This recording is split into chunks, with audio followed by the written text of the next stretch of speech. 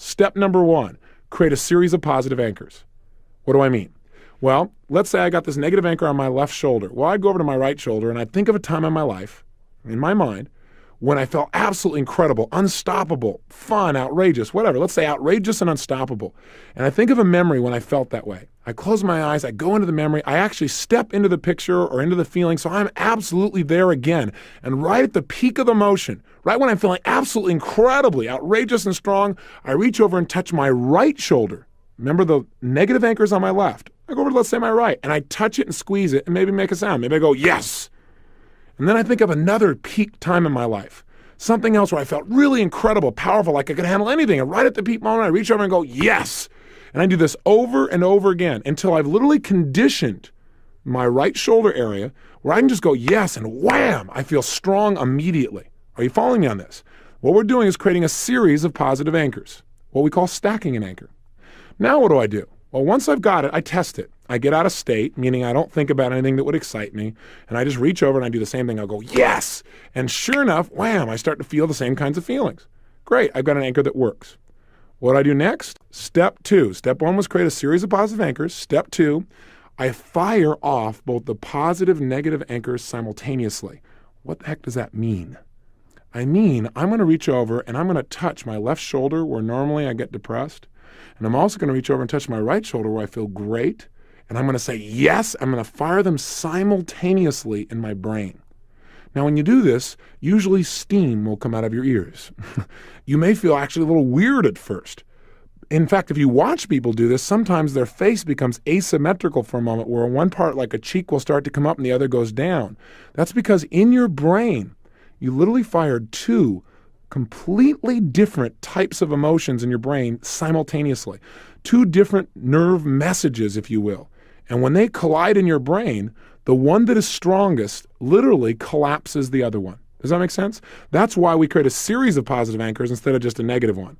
Otherwise, we'd have you just do something, a positive anchor like, remember time you felt good? You go, yeah, you anchor it, yeah, anchor it, yeah, anchor it, yeah. Now, what if you did that? One side is total depression, the other is, yeah, you feel pretty good. You go, wham! Guess what? Now you'd be depressed on both sides.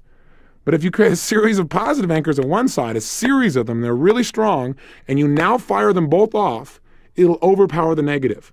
What does that mean? It means now when you touch your left shoulder, you'll feel neutral feelings or maybe even positive. When you touch your right, you'll feel neutral or positive. It's called collapsing an anchor. Again, I'm trying to jam it in real fast. I'm going to give you a way to do it before we leave here as well.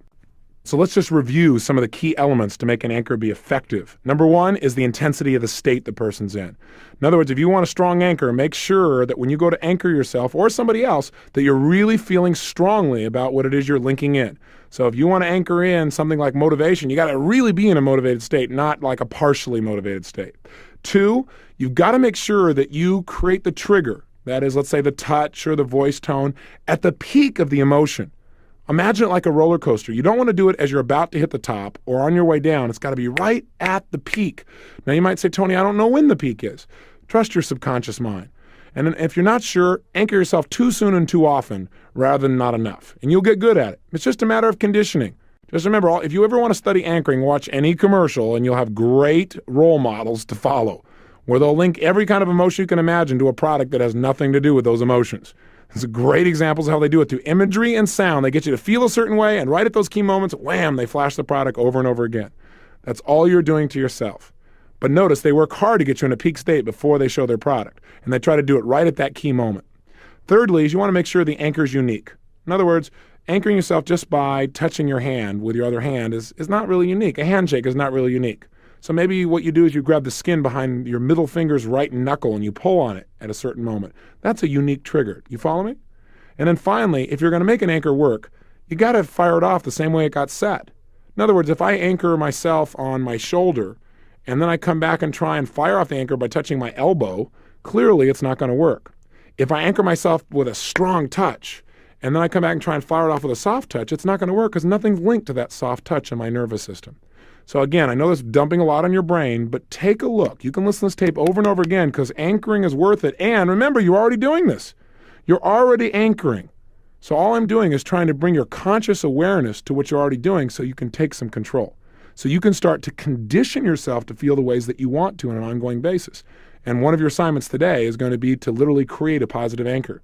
So you can trigger yourself to feel a specific emotion you want at any moment in time, no matter what's happening around you, where you're in charge.